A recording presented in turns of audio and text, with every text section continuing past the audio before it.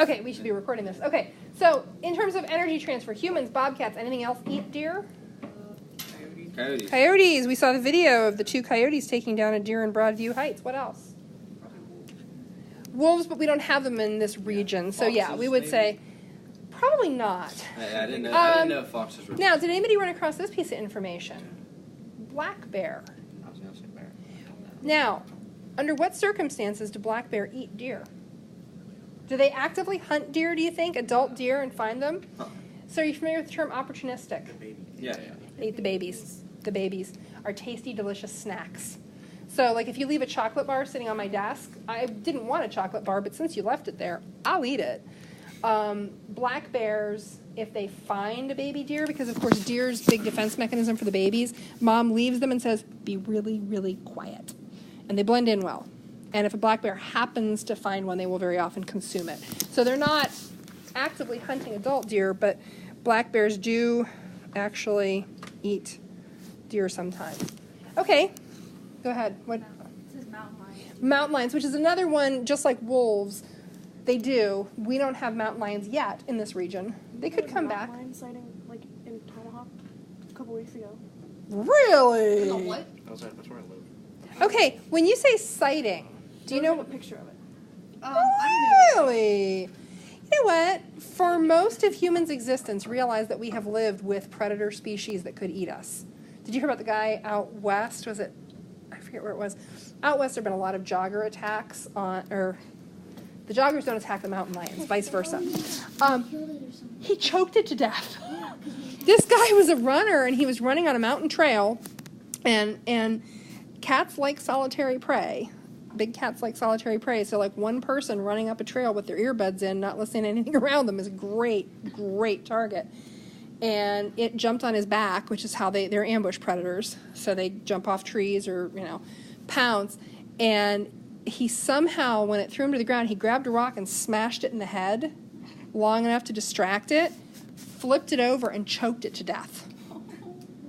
I mean, That's this awesome. I know! This guy has a story to tell at every party for the rest of his life. And if I were him, I would make a T-shirt and I would wear it every day. I strangled a mountain lion, yes. There was another one in Idaho where a woman looked out and she saw her dog. She thought a stray dog had come into their yard and was fighting her dog. So she went out to break up the dog fight. And when she pulled the other animal off her dog, she realized it was a mountain lion. It was a juvenile. It was a young mountain lion. So when she pulled it off her dog and realized, oh my God, I'm holding a mountain lion, she screamed for her husband, who came out with a gun and shot it. I want a tiger. What are your options at that point? I mean, well, she was holding it. It wasn't like fighting back. Oh, apparently, yeah, I think it was. I think she was doing her level best not to get killed. Anyway. Pet polar bear. No, you don't. Okay, so energy transfer. What about, Polar bears. what do deer hunt? They're white bears. What do deer hunt? Nothing. I have heard that. Nestling songbirds. Yeah, I have heard that. Now, is that an opportunistic thing, did you find? Is that one where, because we don't think of deer as carnivorous. They're pretty herbivorous. But I have read that also, that they will, so we'll put, opportunistically baby birds. Yeah. Because deer can't fly. Thank you. Did you include that on their niche? Yeah. Good. Ground-based. They eat, fruits and, nuts. Okay, and so stuff fruits and nuts. Mast. Eat twigs. Fruits, nuts. We can just call it mast. Flowers. And if we're thinking species, we could start listing every species they eat. Corn. Clover, dandelion, ZMAs, corn, oaks, Quercus alba, white oak. We can start listing species. We're probably not going to, but we can say mast. When we talk about plants that don't have a woody stem, so trees are woody plants, shrubs are woody plants. When we talk about plants that die every year, those are herbaceous plants, so grasses and dandelions and clover. So they eat a lot of herbaceous plants, alfalfa and timothy and all that. What else do they eat? Are we missing stuff? What? Tree twigs. Yeah, baby trees. So trees and shrubs. And we've got the fruits, nuts, and mast. You missed mast is all the basically fruit produced in a forest in a year. So that would include acorns, beech nuts, all that. Trees, shrubs. Flowers. Well, and that fits under herbaceous plants. So that would fit under herbaceous plants. Okay. How else do they exchange nutrients? Does anything parasitize them?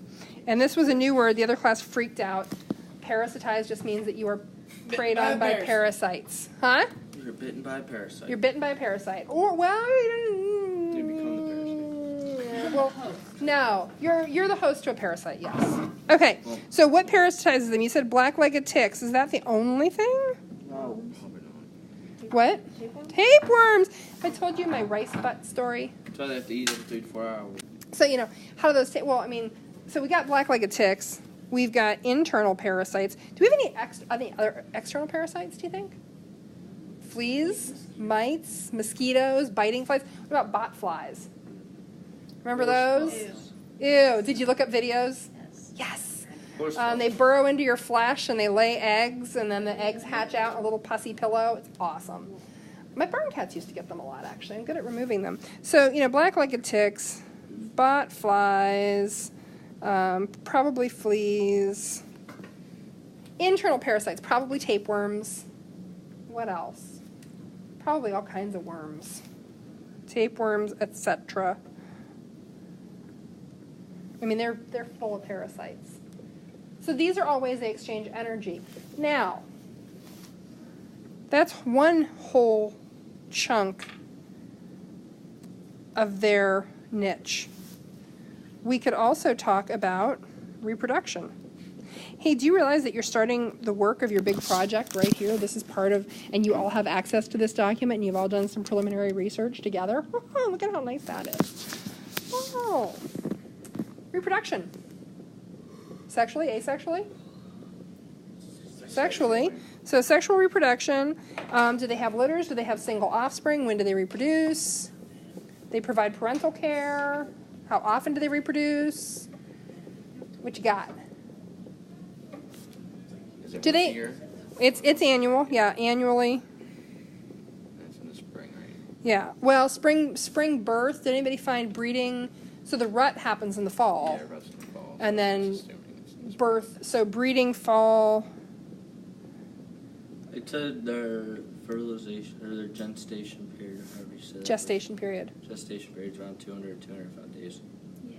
That's long.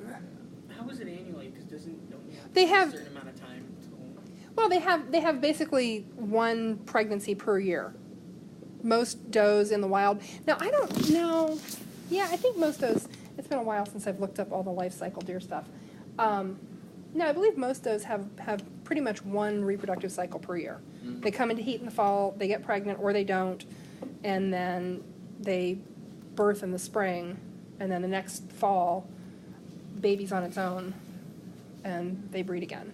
So that's annual, happens once a year. Breed, fall, birth, spring. How many babies do they typically have? 1 to 3, yeah. And twins are not uncommon, so 1 to 3 offspring. Do they provide parental care? Yeah. So Yeah, for about enough to go in there. Right. So, now, is that, you all know this, you didn't have to look this up because you've seen Bambi, but is it even parental care between the parents? No. Yeah, mom is responsible for the offspring, dad's off on his own. Okay, so limited, we'll call that maternal care because there is no paternal care. So limited maternal care. Okay. Are we missing anything here on reproduction? Is there anything you found that we're missing? Does that cover it? Okay. So you see how this goes. We can keep going. We've got reproduction energy. What about What are you doing? the other one we would do, and this kind of fits into the energy transfer relationships, I'll say other. Do deer compete with anything? Each other. Other Okay, each other, but what about other species? Yeah, the males have to fight to mate. Okay, but are they competing for habitat with any other species? Not really. they kind of have a nice little thing carved out. Now, if they were competing with other species, would they be more likely to compete with something like a groundhog or a rabbit, or with something like a fox or a coyote? Compete. Compete. If you compete, you want the same things. They're going to compete with other herbivores because they are herbivores. Yeah, I know. So they would tend to compete with other herbivores. And, you know, do we see much of that? No. Why don't they compete with rabbits so much? The rabbits are short. They're squatty little things. Deer can reach stuff that's higher up. Same for groundhogs. You know, in a forest environment, what other big herbivores are there? None. Not around here. Now, if we go up into central Pennsylvania, are they competing with other large herbivores? Yes. What do we have there? Elk. We got elk. Okay, see you tomorrow. Friday work tomorrow.